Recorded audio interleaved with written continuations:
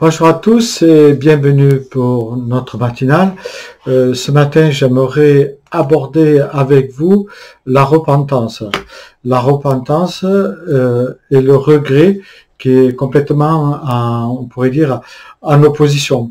Et nous retrouvons cela, le regret, dans l'histoire de la désobéissance de Samuel, dans le premier livre de Samuel, au chapitre 13 à 10, alors que Dieu lui a donné une victoire extraordinaire, Saül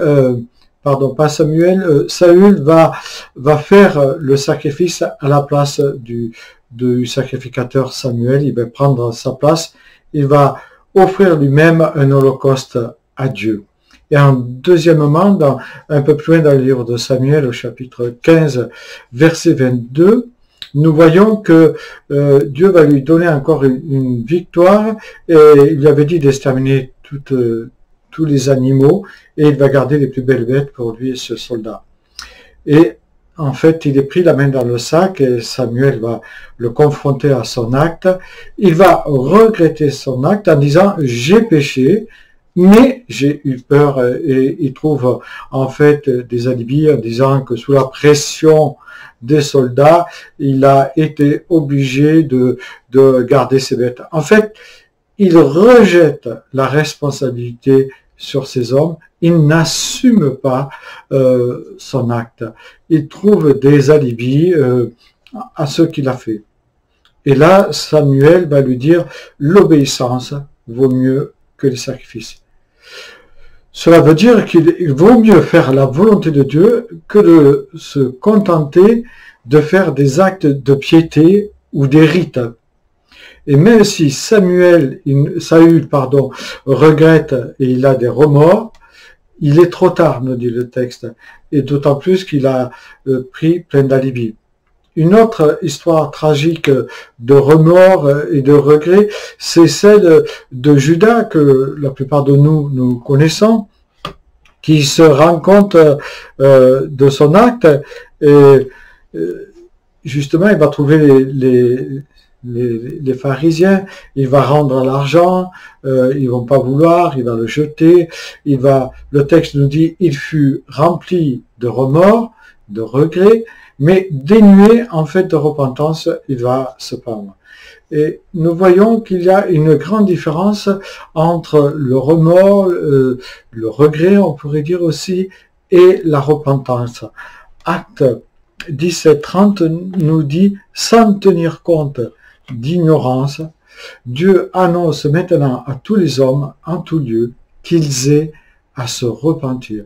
Message de repentance qui va être introduit par tous les disciples du Christ. La repentance, c'est aussi un regret, mais empreint de remords, mais qui nous donne de s'avouer coupable. On ne va pas chercher des alibis à son action, à son acte ou à son péché. Et ça amène automatiquement l'être humain à changer d'avis, à changer de direction, à faire un demi-tour complet sur lui, et ce qui va produire en lui, bien sûr, l'effusion de l'esprit. L'esprit va prendre habitation en lui pour justement le purifier. En fait, la repentance, c'est une prise conscience de qui je suis, un peu comme Nicodème, qui va justement prendre conscience qu'il est en face de Jésus et que lui, il est pécheur, et il va dire, si j'ai fait du mal, même si j'ai volé, je rendrai 4 fois. Donc, on voit là très bien cet acte de repentance que Nicodème vit. Et c'est comprendre que j'ai fait du mal en premier à Dieu. Ô Dieu, j'ai péché contre toi, nous dit le psalmiste. Et bien sûr, comprendre aussi que j'ai fait du mal aux autres, et cela va produire en moi ce qu'on appelle la tristesse selon Dieu à cause du péché. Et je dois aussi, par cette repentance, prendre conscience que Dieu est saint, qu'il est pur, qu'il est sans tache, et que moi je suis sale et que j'ai besoin d'être lavé et purifié par le sang de l'agneau. En fait, la repentance, c'est changer absolument de direction. C'est marcher dans le sens opposé à celui qu'on avait suivi. C'est prendre une autre direction. En fait, je me repens de mes péchés, c'est-à-dire je m'en détourne, ça fait une conversion, comme cette conversion qu'on parlait aux skieurs, la conversion des skieurs qui ne font plus aujourd'hui, mais qui se faisait autrefois quand on apprenait à faire du ski. Elle entraîne à un changement d'attitude, à un demi-tour qui me fait comprendre et reconnaître que je suis pécheur, et je ne chercherai aucun alibi à mes erreurs, à mes chutes, à mes péchés. Et si possible, cette repentance va me donner de réparer le mal que j'ai pu commettre ou faire. En fait, la repentance nous amène automatiquement à la nouvelle naissance. Parce que ce n'est pas un changement simplement intellectuel, mais c'est un changement de toute une personne. Si quelqu'un est en Christ, il devient une nouvelle créature. Hein.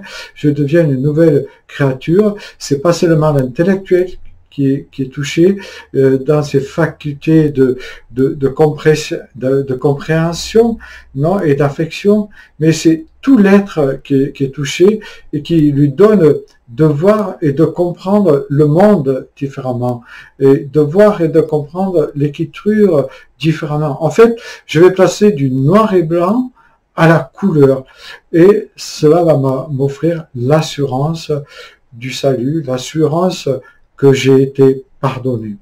En fait, la repentance, c'est cet appel que Dieu lance à tous les hommes, et il dit à tous les hommes qu'il n'est jamais trop tard pour se repentir. Je vous invite à prier en demandant à Dieu, si vous n'avez jamais connu cette repentance, que vraiment, par l'action de son esprit, il produise en vous cet acte de repentance. Bonne journée à chacun et chacune.